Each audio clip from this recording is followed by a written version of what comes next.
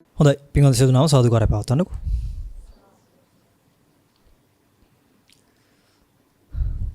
ඔල කොහෙන්ද ආවේ?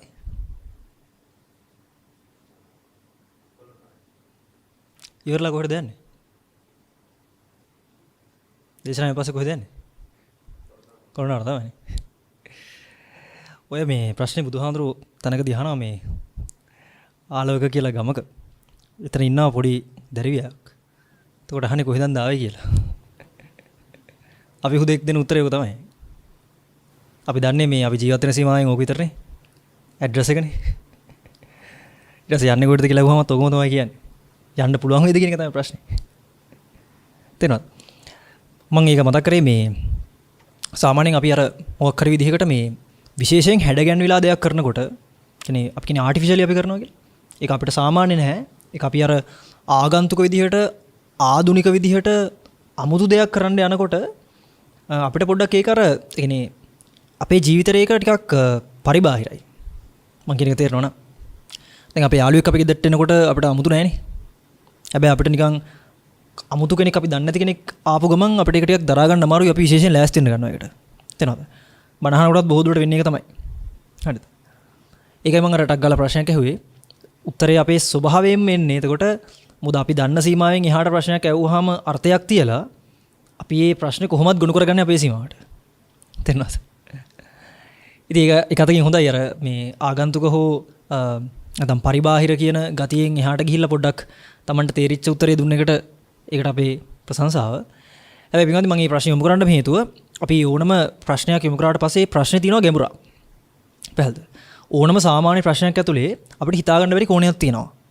ඒකයි සත්‍ය කියන එක උගන්වනකොට නැත්නම් සත්‍ය කියන එක කියලා දෙනකොට විශේෂ ප්‍රශ්න කියලා જાතියක් නැහැ. විශේෂයෙන් කිව යුතු අමුතු වචන ටිකක් කියලා එකක් නැහැ. හරිද? පටිසමුපාද වෙන්න පුළුවන් ස්කන්ධ ධාතු ආයතන ඔය අහලා තියෙන දේශනාවල අහලා තියෙන වචන තියෙනවා තමයි.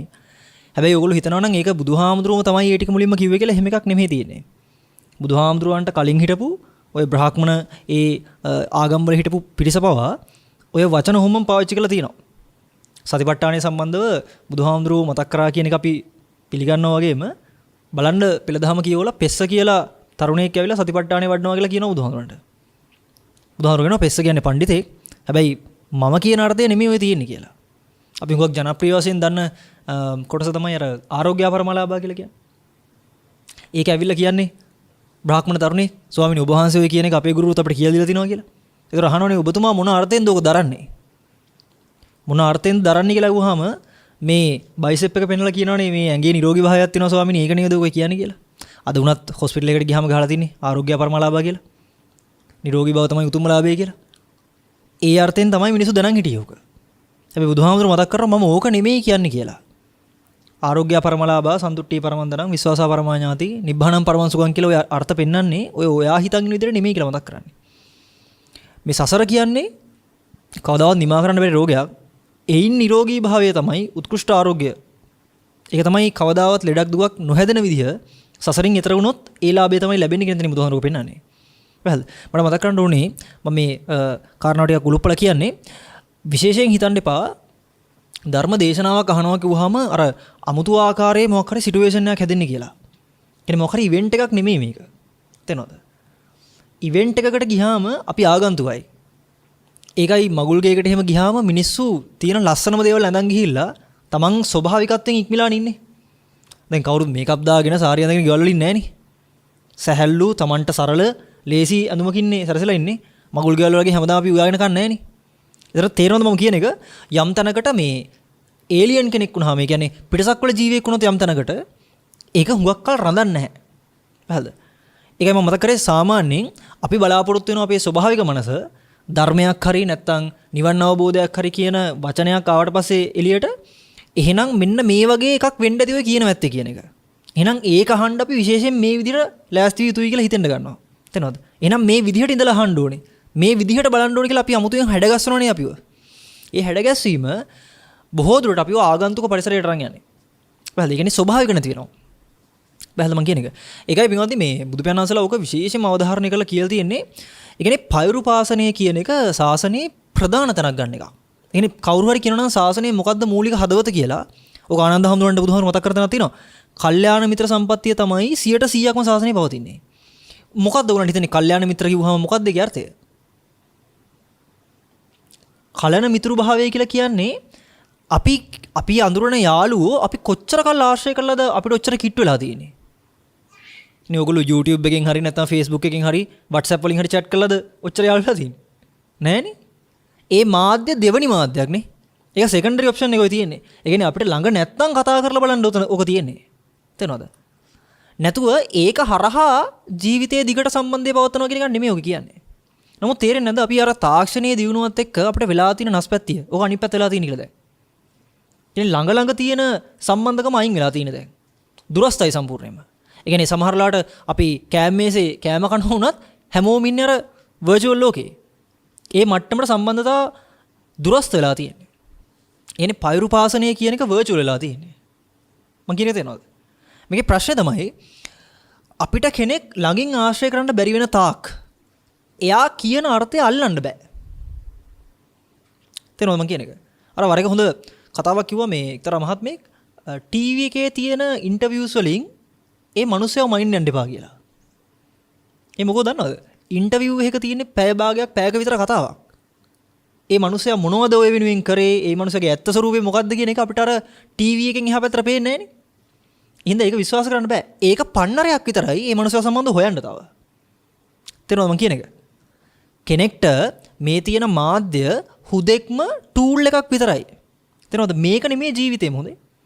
එනේ කවුරු හරි කෙනෙක් මේක සජීවී මාධ්‍යයකින් අහනවා නම් මොකක් හරි රේඩියෝ හරි ටීවී හරි මොන හරි මාධ්‍යයකින් අහනවා නම් මේක හිතන්න එපා මේක තමයි මේ ගොඩ යන්න දින එකම නැව කියන එක හරිද? මේ නැව සම්බන්ධව පෙන්නන පොඩි පූර්ව ප්‍රචාරක පටයක්. එනේ මේ ඕගලන්ට පේන එක නෙමෙයි චිත්‍රපටිය කියන්නේ අතරම. මේක පොඩ්ඩක් ට්‍රේල් එකක් විතරයි. තේරෙනවද? ඒ හින්දා මම ඒක මතක් කරන්න හේතුව අපි ස්වභාවිකවම අපි දුරස්ත වෙන්න අපි ප්‍රශ්නයකට උත්තරේ ගොනු කරන විදිය ඉතාම ප්‍රාථමික වෙනවා. ඒක තමයි අර මුලින්ම ඔප්පු වෙන්නේ. තේරෙනවද?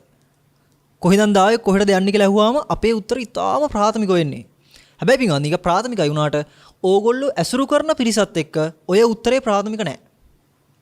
දැන් අයියා කිව්වහම කොළොන්නයි ඉඳන් ආවේ කියලා මම පොඩ්ඩක් නිකන් අමුතු විදිහට සොරය වෙනස් කරාම මොකක් හරි වෙනසක් තියෙනවා කියලා තේරෙන්න පුළුවන්. හැබැයි මං හිතන්නේ අයියත් එක්ක එහා පැත්ත තව කෙනෙක් වඩලා හිටියා නම් එයාට තේරෙයි කියලා එහෙමයක් තියෙනවා කියලා. එයාත් කල්පනා කරේ හාමුදුරු මොකක්ද අදහස් කරන්න හදුවේ කියලා. තේරෙනවද? එතන ඉනවනේ නේද විස්මයක්. කොහෙන්ද ආවේ කියලා අහුවාම ගෙදර තියෙන තැන කියන්නේ නැතුව වෙන මොකද්ද කියන්නේ කියලා අපිට හිතෙන්නේ. තේරෙනවද? කොහෙටද යන්නේ කියලා අහුවාම ඒ යන තැන කියනවා මිස කායි මොනවද කල්පනා කරන්න කියලා හිතෙන්නේ. එනේ එච්චර ප්‍රාථමිකයි අපේ ජීවිත. පැහැදිලිද? අර හොඳ කියවනක් තිබ්බා මේ සමහර මිනිස්සු ඊටාම පොහොසත්. හරිද? හැබැයි පොහොසත් වෙලා තියෙන්නේ භෞතිකව. තේනවද? ආකල්පීයමව නැත්තම් චින්තනය සම්බන්ධව අතිශය ප්‍රාථමිකයි දුප්පත්. ඒ චින්තනයේ පැත්තෙන් ගත්තාම හුඟා කට්ටිය දුප්පත් තියෙන්නේ මොන විතරද? මිල මුදල්, ගෙවල් දොරවල්, අමුදරුව ටික විතරයි. තේනවද? මං කිය දුප්පත් කියලා හොඳේ. ලෝකයා පොහොසත් කියලා සම්මත කරන විදිහ නෙමෙයි දර්ශනයක් පැත්තෙන් කෙනෙක් පොහොසත් වෙන්නේ. පැහැදිලිද? පොහොසත් භාවය කියලා මතක් කරන්නේ චින්තනය සම්බන්ධව. ඒකයි චින්තනය ඍජු වෙච්ච කෙනෙක්ව මේ ලෝකේ කිසිම ධර්මතාවයකින් මුලා කරන්න බෑ කියලා කියන්නේ. අකෝප්‍ය චින්තනයක් උපදවා ගත්තොත් එනේ තමන්ගේ තියෙන පර්සෙප්ෂන් එක ඒකට කියන්නේ දකින දෘෂ්ටිය වෙනස් කරොත්. හරිද? ඒ දෘෂ්ටියේ වෙනස්කම නිසා ලෝකේ සිදුවෙන ඕනම දෙයකට හෙල්ලෙන්නේ නැතුව ජීවත් වෙන්න පුළුවන් වෙනවා. පැහැදිලිද? ඕක තමයි අර කියන්නේ මේ අකුප්පාමේ චේතෝ විමුක්තිය චක්කුං උදපාදි කියලා. අකෝප්‍ය වූ චේතෝ විමුක්තියක් පහළනවා කියලා. තේනවද? මම ඒ කියන්නේ හිතුව මේක පිළිගන්නේ. හොඳට බලන්න අපි සාමාන්‍ය ජීවිතේ මෙහෙම ජීවත් වෙනකොට මේ වටපිටාවේ කෙනෙක්ගේ ශබ්දයක් ප්‍රමාණවත් අපේ ජීවිතේ හොල්ලන්න. නැගිලි දෙන්නේ. එකපාරට මෙතනින් දොර අරන් කවුරු හරි ආවොත් එහෙම බොහෝ පිරිසක් බලනවා කවුද කියලා. ඇයි? අපි හිතන් හිටියට අපි ස්වාධීනව ජීවත් වෙනවා කියලා කාටවත් පරගැති නොවි පරාදීන නොවි අපි එහෙම නැහැ. පොඩි ශබ්දයක් ආපුවම බලනවා. ඇයි? අපේ ජීවිතේම ඩිපෙන්ඩ් වෙන්නේ අරක මත. පැහැදිලිද? ඒ හින්දා තමයි එහෙම ඩිස්ටර්බ් එකක් නොවෙන්න තමයි මේ වගේ වපසරියක් හදලා ධර්මදේශනාවක් කරන්නේ. මම ඒක කිව්වේ මේ தත්ත්වය ස්වභාවික නෑනේ පිටින්ගන්නේ. තේනවද? ඉතින් ඕගොල්ලන්ට ඕගොල්ලන්ගේ ජීවිතේ තියෙන ඇත්ත ස්වභාවය තේරුම් ගන්න හරි අමාරුයි. ඒ කියන්නේ අලුතෙන් හදපු එන්වයරන්මන්ට් එක. පැහැදිලිද? ඒ කියන්නේ මගුල් ගයක් ඇතුළට ගියාට පස්සේ අපි ඉන්නේ වෙනම හීන ලෝකෙකනේ. සින්දු ඇහෙනවා, මිනිස්සු නටනවා, කෑම හොඳ රහට තියෙනවා, මිනිස්සු ඉතාම ලස්සනයි දෙවිවරු වගේ. එහෙමනේ වෙන්නේ නේ. ඒකේ යථාර්ථයක් හම්බෙන්නේ නැහැ නේද කොහෙද? පැහැදිලිද මං කියන එක? අන්න ඒ වගේ මවාගත්ත ලෝකෙක ඉඳන් සත්‍ය සොයන එක ඇත්තරම ලේසි වෙන එකක් නෙමෙයි. මහ පොළොවට බහින්න ඕනේ මුලින්ම. හරිද? ඔය මහ පොළොවට බහින්න තියෙන හොඳම පඩිපෙළ තමයි මනුස්සකම හදන එක. පැහැදිලිද?